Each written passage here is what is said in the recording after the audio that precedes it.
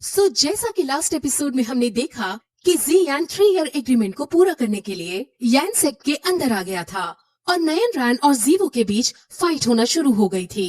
वहाँ president फामा, ice emperor और बाकी सब एल्डर्स भी मौजूद हैं और यान सेक्ट के सभी लोग इस फाइट को देख रहे हैं।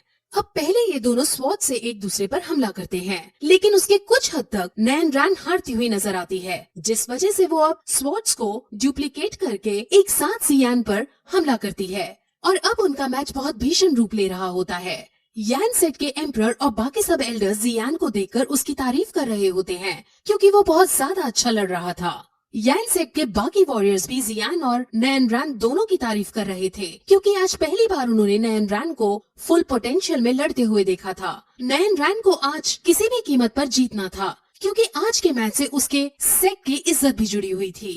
नयन रैन उस पर हमला करती है और इसमें जियान के थोड़े से बाल कट जाते हैं, लेकिन जियान इसके बाद तुरंत उसको रोकता है और उस पर भारी पड़ने लगता है और उसको तुरंत स्पीड का यूज करते हुए बैक पर जोर से अटैक करता है और इस अटैक से नयन रैन घायल हो जाती है। यान सेट के सभी लोग डर जाते हैं, लेकिन एम्परर को भरोसा था कि नयन रैन इस अटैक को सहन कर लेगी और अब नयन रैन अटैक सहन करने के बाद फिर से उससे लड़ने आती है और अब वो और भी ज्यादा एनर्जी में जियान पर हमला करती है।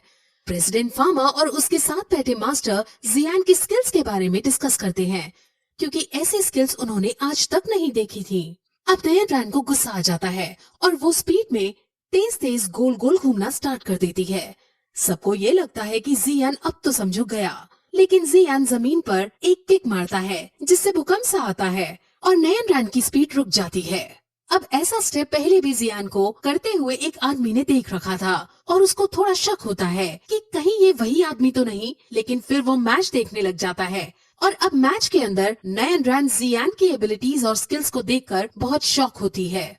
वो उसे कहती है कि तुम अब पुराने वाले ट्रैश मास्टर नहीं रहे, लेकिन फिर भी मेरे कुछ और रीजंस हैं जिस वजह से मैं तुमसे शादी नहीं कर पाऊंगी।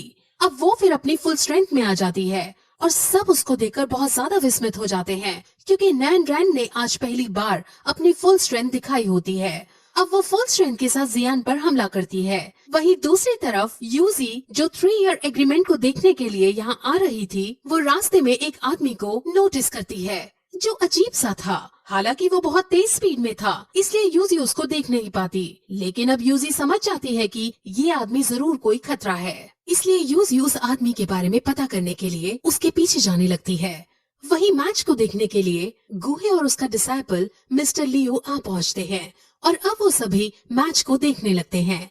लड़ाई के अंदर अब जियान भी अपने आसपास एक आर्मर क्रिएट करता है और उसके अंदर से बहुत बड़ा ऑरा निकलने लगता है और ये ऑरा नयन रैन से भी बहुत ज्यादा था।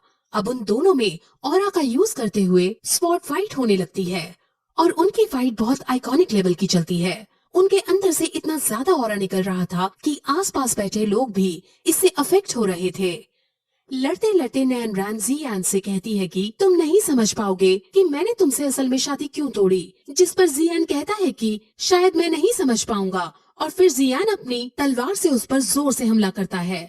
उनमें इससे फाइट होने लगती है। नयन रैन कहती है कि मैं जानती हूँ कि तुम्हारे अंदर मेरे लिए कितना गुस्सा है, लेकिन मैं कुछ नहीं कर सकती, मुझे अपने सेक की इज्जत बचानी ही होगी। जिस पर जियान कहता है कि मैं तुमसे नफरत नहीं करता हूँ। असल में वो उससे नफरत नहीं करता है, बल्कि उससे बहुत ज्यादा नफरत करता है। अब फिर जियान गुस्से में नयन रैन को पीट देता है और नयन रैन घायल हो जाती है।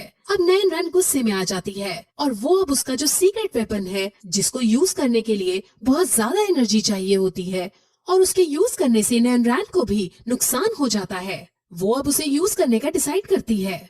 अब युद्ध सेक्ट के भी सभी लोग समझ जाते हैं कि अब बेचारी नयन रैन के पास कोई और चारा नहीं है, इसलिए अब वो इस खतरे से भरे वेपन को यूज करने जा रही है। अब तो सबको लगने लगता है कि जियान हारेगा नहीं, बल्कि जान से मारा जाएगा, लेकिन अब जियान भी अपनी दोनों हेवनली फ्लेम्स निकालता है और उन्हें मर्ज करने लगता है। अब उसको ऐसा करते देख सब समझ जाते हैं कि जियान और कोई नहीं बल्कि वही है जो ग्रैंडपा का पॉइजन निकाल रहा था और वो अभी तक भेस बदलकर हमारे सामने ही मौजूद था। अब सबके चेहरे यहाँ पर देखने लायक थे और सब अब समझ जाते हैं कि जियान का मुकाबला उनकी बेटी नहीं कर सकती है। अब नयन रैन भी जियान को पहचान जाती है और उसके लिए उसके अंदर फीलिंग्स भी आने लगती हैं। लेकिन क्योंकि उसको अपने सेक की इज्जत बचानी थी, इसलिए ना चाहते हुए भी उसे लड़ाई को कंटिन्यू रखना पड़ता है और अब वो उस पर अपनी शक्तियाँ छोड़ देती है। लेकिन इतने में जियान बुद्धा फ्यूरी लोटस छोड़ देता है। नयन रैन की सारी ताकत, उसका सारा ऑरा बहुत प्यार से और बहुत आसानी से बुद्धा फ्यूरी लोटस में डिसॉल्व हो जाता है और बुद्धा लोटस फ्यूरी नयन रैन पर अटैक करके उसके पीछे जाने लगता है और फिर इस पॉइंट पर यह एपिसोड यहीं खत्म हो जाता है।